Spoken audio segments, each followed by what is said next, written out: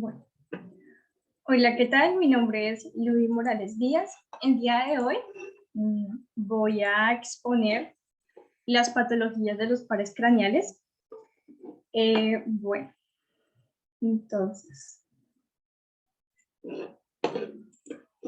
comenzamos con la primera patología, la cual corresponde al primer par craneal, que es el nervio olfativo. La primera patología se llama anosmia. La anosmia es la pérdida total del olfato. Además, también disminuye esa capacidad de percibir los sabores.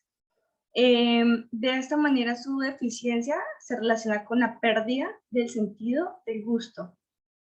Esta patología se produce cuando una inflamación intranasal u otra obstrucción simple impide que los olores ingresen en el área olfatoria. También cuando el neuroepitelio olfatorio está destruido o cuando se destruyen los filamentos, los bulbos, los trayectos o las conexiones centrales del nervio olfatorio. Vamos a ver su fisiopatología.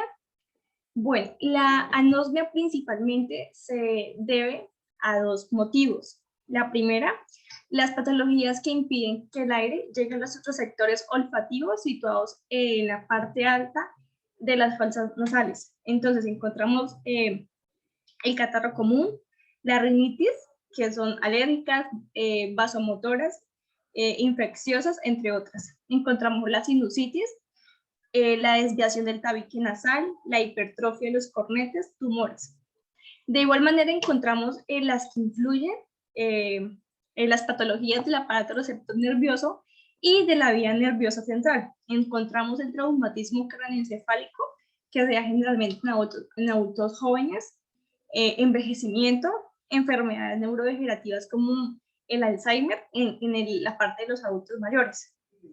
También podemos mencionar otras causas, las cuales incluyen lo que es la radiación previa de la cabeza y el cuello, la cirugía reciente de la parte nasal o de los senos, los tumores nasales y cerebrales, las toxinas,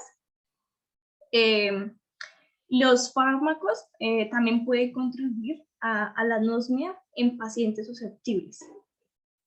En cambios microscópicos podemos observar la inflamación. Es de mencionar que el objetivo de la inflamación es localizar y eliminar el tejido dañado de manera que el cuerpo pueda comenzar a curarse. Entonces, recordemos que hablábamos que en la etiología que es una inflamación intranasal.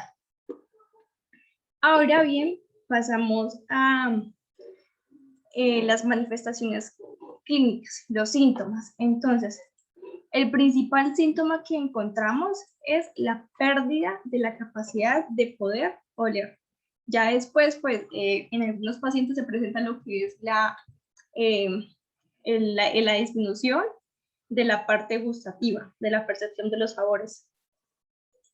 En el tratamiento para esta patología no hay una como tal, pero se pueden tratar las causas. Entonces, encontramos las infecciones y la inflamación de los senos paranasales. En estas se tratan con inhalaciones de vapor, aerosoles nasales, antibióticos, medicamentos y, en algunos casos, cirugía. En los tumores se extirpan quirúrgicamente o ya se tratan con radioterapia, es cáncer, pero ese tratamiento no restaura en su totalidad lo que es el sentido del olfato. Los pólipos, que es el crecimiento del tejido anormal en una membrana mucosa en la nariz, se extirpan. Con esto se consigue en algunos casos recuperar una parte de la capacidad olfativa. Ahora bien, pasamos con el siguiente par craneal, que es el nervio óptico. Entonces, es el escotoma. El escotoma es una alteración en el campo visual en el cual existe una zona en la que la visión es nula. Es una ceguera parcial, puesto que no elimina lo que es la visión total, sino que es solamente una zona delimitada. En esta patología encontramos unos tipos. Encontramos la uración. Aquí, pues, esta patología aparece de forma temporal o de forma permanente. En la afectación ocular podemos encontrar escotomas bilaterales, es decir, que afectan a los dos ojos, o podemos encontrar escotomas unilaterales, es decir, que afectan solo la visión de un ojo. También encontramos lo que es la percepción. Existen escotomas positivos y negativos. Entonces, los positivos son percibidos por la persona que se encuentra afectada, siendo consciente de la pérdida total del campo visual. Y los escotomas negativos pasan desapercibidos. Un ejemplo de lo que es el escotoma negativo es la mancha ciega que las personas que tienen esa enfermedad pueden observar. El escotoma de origen fisiológico que afecta a todas las personas, provocando así pues la proyección del nervio óptico sobre el campo visual. Encontramos también el tipo de localización, que pues acá es según la localización del área afectada por el escotoma. Encontramos escotomas centrales, es decir, afecta a parte central del campo visual, es decir, a donde dirigimos la mirada cuando queremos enfocar algo. Y pues encontramos los escotomas periféricos, que pues estos afectan al campo periférico de la visión. Ahora bien, esta patología ocurre cuando existe un desgarro en la retina y el líquido que existe dentro del ojo penetra entre las capas de la retina, dando así un desprendimiento de ella. Al haber este desprendimiento, la retina de la visión se vuelve borrosa o queda anulada en esa parte, en esa zona, creando así la patología, el escotoma. También se menciona que los escotomas visuales están asociados a numerosas patologías y situaciones también. Entre las más frecuentes encontramos lo que es la migraña oftálmica. Pues en esta migraña puede cursar como son los escotomas temporales, conocidos como escotomas centellantes. Encontramos también las cataratas, que pues esta consiste en una opacificación parcial o total del cristalino del ojo, generando zonas de borrosidad o incluso una visibilidad muy nula. Encontramos también el glaucoma. Esta enfermedad cursa con una pérdida progresiva de fibras del nervio óptico. En la mayoría de casos es originada por la tensión ocular elevada. Esta pérdida de fibras se traduce en una pérdida de campo visual periférico. Ya en fases muy avanzadas, una visión conocida en túnel o escopeta. Encontramos también la degeneración macular. Esta consiste en un deterioro de la mácula situada en el área central de la retina. Esta, conforme avanza, produce lo que es la pérdida de la visión central y pues afecta a tareas de fijar la vista, como ya sea para poder ver la televisión, poder leer algún libro, entre otras cosas. Encontramos la retinopatía diabética, el edema macular, el desprendimiento de la retina, enfermedades vasculares de la retina, la neuritis óptica, que es una inflamación del nervio óptico que produce daño en las fibras del mismo nervio. Pues el daño de las fibras del nervio óptico se traduce en pérdidas de campo visual que pueden ser temporales o pueden ser de por vida. Y pues ya en los peores casos, la ceguera total. Y encontramos también pues las lesiones cerebrales. En los cambios microscópicos podemos mencionar que puede ser la ceguera parcial.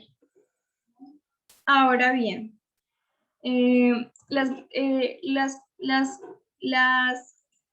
aquí me salté una diapositiva, que son los síntomas. Entonces, el escotoma se puede presentar en el individuo y da lugar a diferentes síntomas, los cuales dependen ya sea del tipo o el grado del escotoma, pues con su afectación. Son muchas y entre las más variables se destaca la más común es la mancha ciega temporal que aparece en el campo visual, ya sea durante minutos u horas, ¿sí? Esto depende del grado de severidad en la persona y pues también van desapareciendo progresivamente. También, como lo llegamos a mencionar, la dificultad para localizar los objetos y poder enfocarlos. Y también hay una dificultad para ubicarse en el espacio. Pueden presentar síntomas de tropiezos o golpes al caminar. Como mencionábamos, la visión en túnel o escopeta, la dificultad en actividades visuales y también cuando esa dificultad de ver en la noche. Entonces, en el tratamiento de esa patología depende de la causa que lo origina. Entonces, en la mayoría de casos, el tratamiento está enfocado en una detección precoz, ¿sí? Entonces, con un diagnóstico y un seguimiento controlado que lo origina. Entonces, hay escotomas que son irreversibles, como los que son producidos por el tipo de la patología glaucoma. El tratamiento como tal no va a devolver la visión en el área dañado, pero el control de la enfermedad va a evitar que se siga agrandando el escotoma, es decir, que esa enfermedad vaya aumentando. También se puede mencionar que, bueno, un tratamiento, usar tamaño de letra grande en ordenadores, libro electrónico, móvil, uso de filtros para reducir el deslumbramiento, el software que convierte el texto en voz, y lentes de aumento y lupas. Ahora bien, vamos para la tercera patología, el estrabismo. Es de mencionar que los cuadros canales 3, 4 y 6 pues hacen parte a la función oculomotora. Entonces, en el estrabismo podemos mencionar que es un trastorno en el cual los dos ojos no se alinean en la misma dirección. Por lo tanto, pues no miran al mismo objeto al mismo tiempo, ¿sí? Es decir, mientras un ojo está viendo a un lado, el otro está viendo a otro lado, a otro objeto, a otro lugar. La forma más común de estrabismo se conoce como los ojos viscos.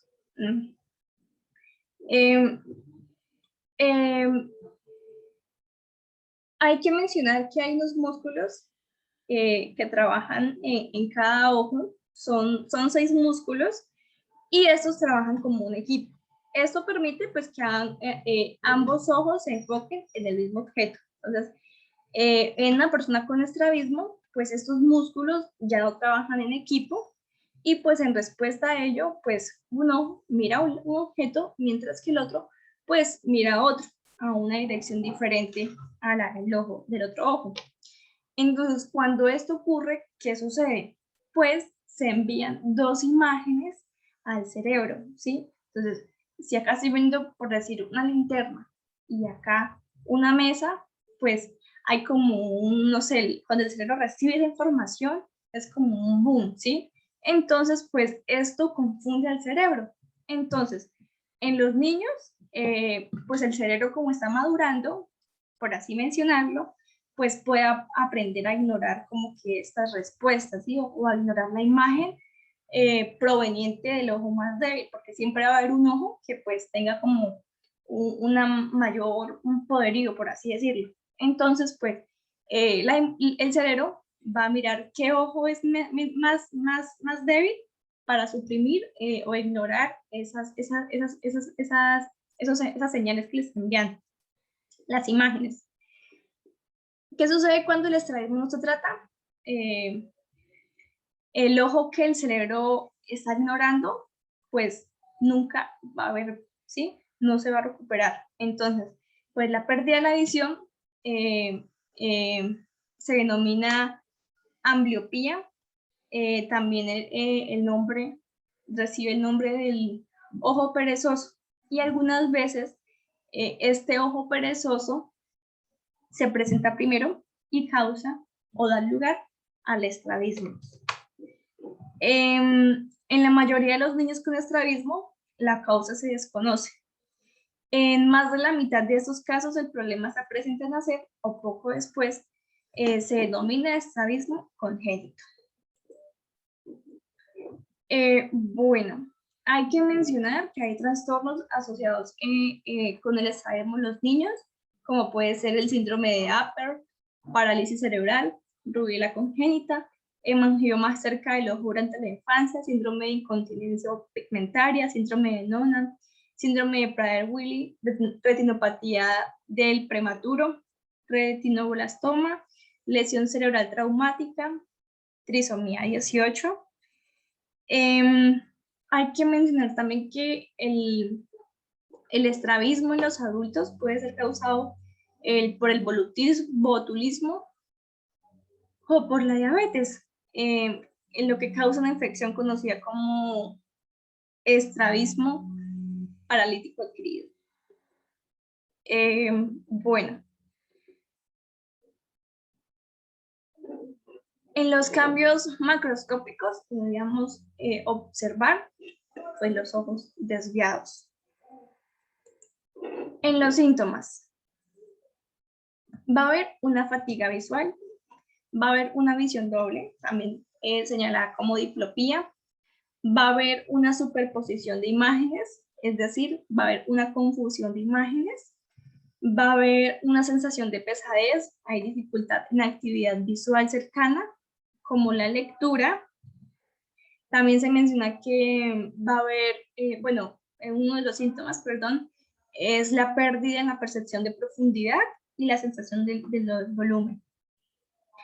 Entonces, ¿qué sucede cuando hay adultos que presentan esta patología? Pues esas personas, como ya tienen la claridad de que, bueno, de que no están viendo bien, de que un ojo sí, que el otro no, que hay imágenes que confunden el cerebro, entonces, por lo general, ellos tienden a mover la cabeza y llevarla a una posición que pueda aliviar sus síntomas, ¿sí? Como o que puedan, no sé, sentirse más cómodos.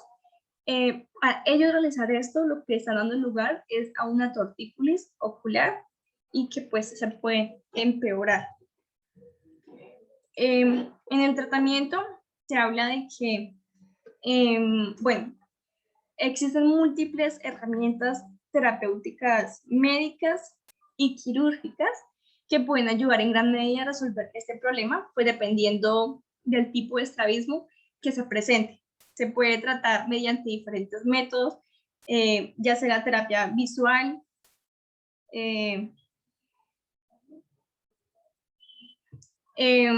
que los ejercicios oculares pueden ser de gran utilidad pues, a la hora de tratar una forma de estrabismo divergente en la cual los ojos no pueden alinearse por sí mismos en un objeto cercano, las gafas con prismas, las inyecciones de toxina botulínica, cirugía de los músculos extraoculares. Bueno, vamos a hablar de la parálisis del cuarto par craneal. Bueno, la parálisis del cuarto par craneal afecta los movimientos oculares verticales. A menudo los médicos no pueden identificar la causa, pero cuando ellos pueden identificar cuál es la causa, pues suelen tratarse de un traumatismo craneoencefálico. A veces de poca importancia, entonces, bueno.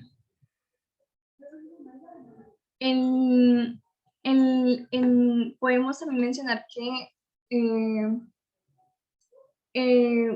un traumatismo craneoencefálico es la disfunción cerebral ocasionada por un impacto externo, generalmente por un golpe muy violento en la cabeza. Entonces, generalmente ocurren en accidentes de tránsito, cuando se golpean la cabeza, entonces suceden los traumatismos craneoencefálicos.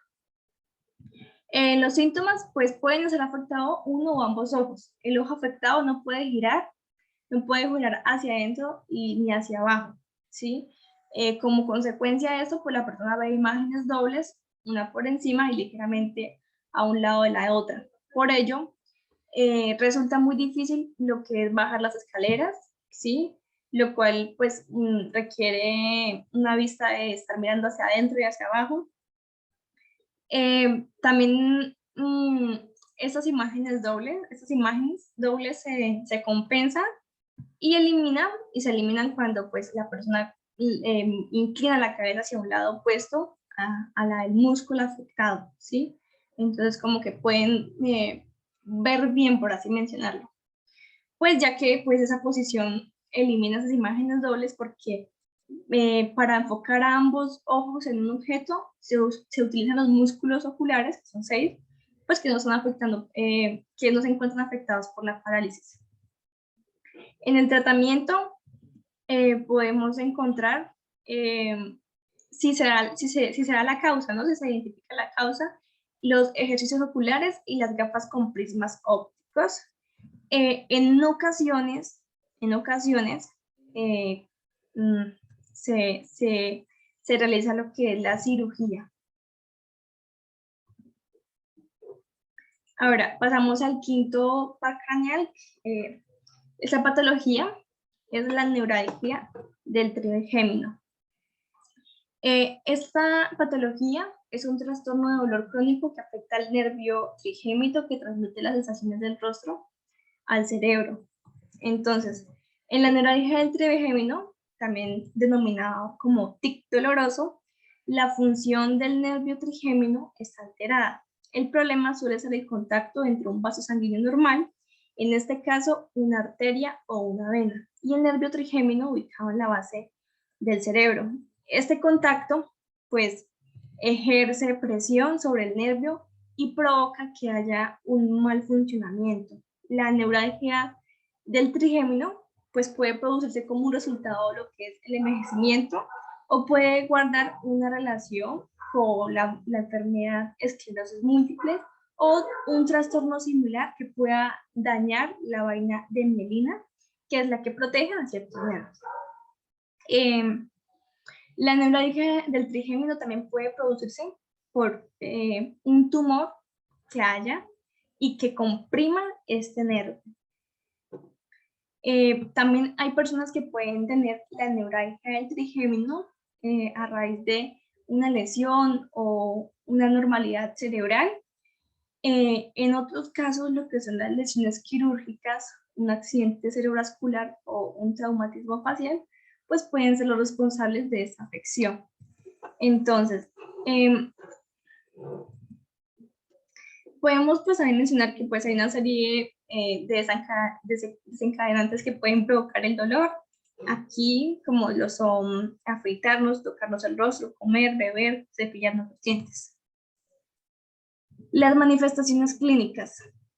Podemos presentar episodios de dolor grave, punzante o agudo que puede percibirse como una descarga eléctrica, ataques espontáneos de dolor o ataques desencadenados por acciones como tocarse el rostro, masticar, hablar o cepillarse los dientes, episodios de dolor que duran desde unos pocos segundos hasta varios minutos, episodios de varios ataques que duran días, semanas, meses o más.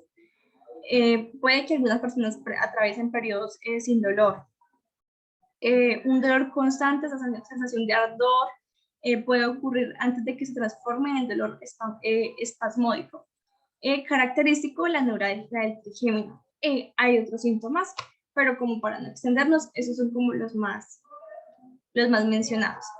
En el tratamiento para esta patología, bueno, por lo general el tratamiento para la neuralgia del trigémino comienza con medicamentos, ¿sí? Algunas personas no necesitan ningún tratamiento adicional. Sin embargo, a medida que pasa el tiempo, algunas personas con esta patología dejan de responder a los medicamentos o pueden padecer lo que son los efectos secundarios del medicamento que estén tomando. Entonces, para estas personas se les proporciona lo que es la inyección o la cirugía, que son otras opciones de tratamiento para tratar esta patología. Ahora vamos con la mononeuropatía del sexto par craneal. Es de mencionar que, bueno, es un trastorno nervioso, afecta la función del sexto par craneal. Como resultado de eso, pues la persona puede tener visión doble. La mononeuropatía del sexto par craneal es un daño del sexto nervio craneal. Este nervio también es llamado nervio motor ocular externo. Este ayuda a mover los ojos hacia los lados en dirección a la sien. Los trastornos de este nervio pueden ocurrir con aneurismas cerebrales, neuropatía diabética, síndrome de Tolosajón, aumento o disminución de la presión en el cráneo, infecciones como la meningitis y la sinusitis. La sinusitis es de los senos paranasales. Ahora bien, las manifestaciones clínicas. En las manifestaciones clínicas podemos encontrar lo que es la visión doble al mirar hacia un lado, dolores de cabeza y pues el dolor alrededor del ojo. Ahora bien, pasamos al siguiente, el tratamiento. Entonces, si el médico diagnostica que hay una hinchazón o una inflamación, pues lo que ocurre es que puede emplear medicamentos llamados corticosteroides. En la parálisis de Bell, entonces, esta patología, también conocida como parálisis facial periférica aguda, es de causa desconocida y puede suceder a cualquier edad. No se conoce con exactitud la causa. Se cree que es el resultado de la hinchazón e inflamación del nervio que controla los músculos de un lado de la cara. También puede ser una reacción después de una infección viral. Ya, pues los virus que se encuentran vinculados a esta patología es el herpes labial y herpes genital, la varicela y culebrilla, y monocliosis infecciosa, infecciones por citomegalovirus, enfermedades respiratorias, sarampión alemán, paperas, gripe, enfermedad de manos y pies y boca. Bueno, en los cambios macroscópicos pues podemos ver lo que es la inflamación y la hinchazón. Ya habíamos mencionado el objetivo pues de esa reacción. En los síntomas para esta patología aparecen de repente y pueden incluir alguno de esos, que es el comienzo repentino de la debilidad leve a una parálisis total de un lado de la cara. Puede ocurrir en cuestión de días o horas. Caída de un lado de la cara y dificultad para hacer expresiones faciales como cerrar un ojo o poder sonreír. El babeo, el dolor de mandíbula o dentro o detrás de la oreja del lado afectado, aumento de la sensibilidad al sonido en el lado afectado, dolor de cabeza, pérdida del sentido del gusto, producción excesiva o escasa de lágrimas y saliva. En el tratamiento, bueno, el médico puede proporcionar lo que son las gotas para lubricar los ojos, ¿sí? Para mantener la parte del ojo húmeda en caso de que pues el paciente no pueda cerrar el ojo completamente. También pues puede utilizar parche para el ojo mientras está durmiendo. En algunas ocasiones se utilizan medicamentos, pero no se tiene un 100% de cuánto ayudan. Si se emplean medicamentos, pues los medicamentos comunes son como los corticosteroides, que pueden reducir la hinchazón alrededor del nervio facial. Medicamentos pues como el valaciclovir para combatir el virus que puede ser causado para la parálisis de Bell. Aún no se ha comprobado que la cirugía para aliviar la presión del nervio, que es llamada la cirugía de descompresión, beneficia lo que es la mayoría de las personas con parálisis de Bell. Es decir, no hay pues como tal un 100%. Y también pues la fisioterapia es muy importante en este caso. Pasamos al octavo par craneal, que es el vértigo. El vértigo es la sensación alucinatoria de movimiento rotatorio del entorno o del propio cuerpo del paciente. Frecuentemente acompañada de lo que son náuseas o vómitos, está relacionado con una lesión del sistema vestibular y sus conexiones neuronales. Es de mencionar que el octavo parque craneal es el nervio vestíbulo-coclear, que se encarga de la parte auditiva y la parte sinestésica, el movimiento y gravedad. La lesión del aparato vestibular en el oído interno, de las fibras vestibulares del octavo par craneal, del núcleo vestibular en el tronco encefálico o de otras estructuras del sistema nervioso son responsables de mantener el equilibrio, ¿sí? La sensación de movimiento rotatorio aparece únicamente en el caso de que hay una lesión asimétrica, es decir, unilateral, ¿sí? Cuando hay una lesión bilateral, ¿sí? Ya no origina lo que es el vértigo. Entonces, ¿cuáles son las causas de este vértigo? Bueno, encontramos dos. Periféricas y centrales. Las periféricas, vértigo posicional, benigno, que es también la litiasis canalicular, la neuronitis vestibular del nervio octavo, esa se da con mayor frecuencia de forma vírica, la laberintitis, traumatismo del oído interno, cuando hay fractura del peñasco, bueno, entre otras. En las partes de las centrales, una CV del tronco encefálico y cerebelo, un tumor del ángulo postocerebeloso, esclerosis múltiple, y pues la ambigaña. El tratamiento. Bueno, los síntomas. Los síntomas, la sensación de giro de objetos, la inestabilidad o esa pérdida de equilibrio, la incapacidad para poder realizar actividades normales, las náuseas y los mareos. En el tratamiento, bueno, encontramos diversos fármacos que según la característica que presenta el paciente, pues se le dan, ¿no?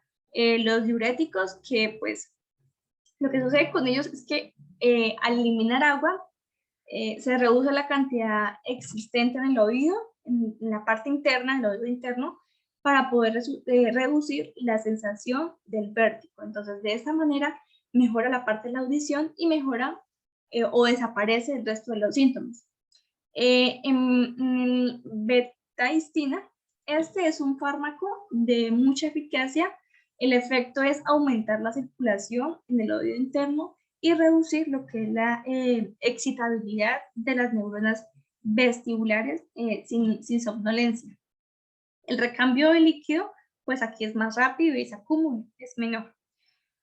Otros como los antagonistas del calcio, los protectores celulares frente a agentes tóxicos locales, esos resultan de gran importancia en el mecanismo implicado en el desarrollo de enfermedades con vértigo, pérdida de audición y acúfenos. Pasamos a nuestra novena oportunidad, la disfagia. La disfagia se conoce como la dificultad para tragar. Significa que el proceso de mover los alimentos o los líquidos de la boca al estómago requieren más tiempo y esfuerzo de lo normal. La disfagia se encuentra también asociada al dolor y en algunos casos llega a ser imposible tragar. La disfagia puede ocurrir a cualquier edad, pero por lo general es más vista en adultos mayores. Las causas de los problemas para tragar varían y el tratamiento, como algunas otras patologías, dependen de la causa. Entonces, para no extendernos mucho, vamos a hablar de que, bueno, ya que no es posible identificar la causa de la disfagia, es decir, que esta patología es idiopática, se suelen presentar algunas categorías, ¿no? Entonces encontramos la disfagia esofágica. En esta se refiere a la sensación de que los alimentos se pegan o se quedan atrapados o atascados en la base de la garganta o en el pecho después de haber comenzado a tragar, por así mencionarlo. Entonces, algunas de las causas de la disfagia esofágica incluyen la calasia, espasmos difusos, estenosis esofágica, tumores esofágicos, los cuerpos extraños, ¿sí? Ya que pues hay elementos o objetos que pueden obstruir esto de manera parcial, lo que es la garganta o el esófago. El anillo esofágico, la enfermedad del reflujo gastroesofágico, esofagitis eosinofílica, clerodermia y la radioterapia, ¿sí? Pues en la radioterapia, este tratamiento, como es utilizado para el cáncer, pues puede causar lo que es la inflamación y pues la cicatrización del esófago. En la disfagia orofaringea, sucede que hay determinadas afecciones que pueden cerrar, que pueden debilitar los músculos de la garganta, lo que provoca la dificultad para que los alimentos bajen por la garganta y el esófago. Es posible que en un momento pues, la persona se ahogue, ¿sí? Tenga arcadas o tosa al intentar tragar, ¿sí? Entonces puede también sentir que los alimentos o bajan o suben por la nariz, ¿sí? Es decir, bajan por la tráquea, suben por la nariz. Esto pues puede provocar lo que es la neumonía, que es una patología. Entonces, algunas de las causas de la disfagia orofaringea son trastornos neurológicos, daño neurológico, el divertículo faringoesofágico y el cáncer. En los síntomas podemos encontrar la odinofagia, que es el dolor al tragar, la imposibilidad de tragar, la sensación de que los alimentos se atascan en la garganta o en el pecho o detrás del esternón, el babeo, la voz ronca, la regurgitación, que es el regreso de los alimentos a la boca, la acidez estomacal frecuente, el regreso de los alimentos o el ácido estomacal a la garganta. También se presenta lo que es el adelgazamiento repentino, tos o arcadas al tragar. Bueno, en el tratamiento podemos mencionar, en el caso de la disfagia orofaringea, el médico puede enviar a la persona que tenga esa patología a un logopeda o a un terapeuta de la deglución, ¿sí? Y tratamiento ya es ejercicio de aprendizaje o aprender técnicas de deglución. En la disfagia esofágica, pues ya aquí pueden incluir lo que es la dilatación esofágica, la cirugía, los medicamentos y bueno, también se puede mencionar que cuando ya la disfagia es grave, muy grave, entonces pues el médico lo que hace es recomendarnos una dieta líquida muy especial, ¿sí? Una sonda de alimentación y pues en sus casos la cirugía. Ahora bien, vamos con nuestra 10ª patología, la gastritis. La gastritis ocurre cuando el revestimiento del estómago resulta hinchado, inflamado. La gastritis puede durar solo por un corto tiempo, se conoce como gastritis aguda, o también puede perdurar como meses o años y sería una gastritis crónica. La gastritis es la inflamación de la mucosa gástrica, que en la gastroscopía, que es la exploración que permite visualizar directamente la parte alta del tubo digestivo, esófago, estómago y duodeno. Esa parte pues se ve enrojecida, bueno, con la gastroscopía se ve enrojecida esa mucosa gástrica, presentándose en forma de manchas rojizas, y las cuales representan la irritación o en algunos casos hemorragias. Ahora bien, encontramos las causas más frecuentes de la gastritis, ¿sí? Se mencionan que hay ciertos medicamentos como es el ácido acetilsalicílico, como la aspirina, el ibuprofeno o naproxeno y otros fármacos de la familia. El consumo excesivo de alcohol, la inflamación del estómago con una bacteria llamada Helicobacter pylori. Por lo general, pues esta es una de las más frecuentes por esta bacteria, que es la gastritis, y pues también se conoce que esa bacteria aparece en los jóvenes. Pues las causas comunes son trastornos autoinmunitarios, como la anemia perniciosa, el reflujo de bilis hacia el estómago, el reflujo biliar, consumo de cocaína, ingerir o beber sustancias cáusticas o corrosivas como los venenos, y cuando hay un estrés muy extremo. También se habla que también puede ser una infección viral. Ahora bien, en los cambios macroscópicos sería, en microscópicos, la inflamación. Listo. Ahora, los síntomas de la gastritis son la inapetencia, o sea, la parte del apetito, comienzan con náuseas y vómitos, dolor en la parte superior del vientre o del abdomen. Si la gastritis está causando un sangrado del revestimiento del estómago, los síntomas pueden incluir que las heces sean de color negro y vómitos con sangre o un material con aspecto de café molido. El tratamiento, bueno, antiácidos,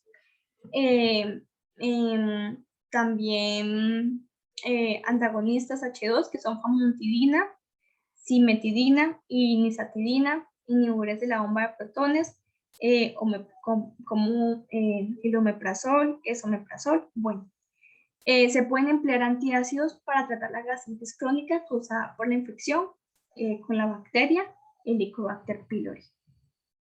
Ahora bien, pasamos al 11º par craneal, que es el hombro caído. Este es el nervio accesorio, el cual se encarga es un nervio que se encarga de los músculos del cuello, como es el trapecio, y el esternocleidomastoideo. Si me regalan un momento, tu computador se me va a apagar. Qué pena.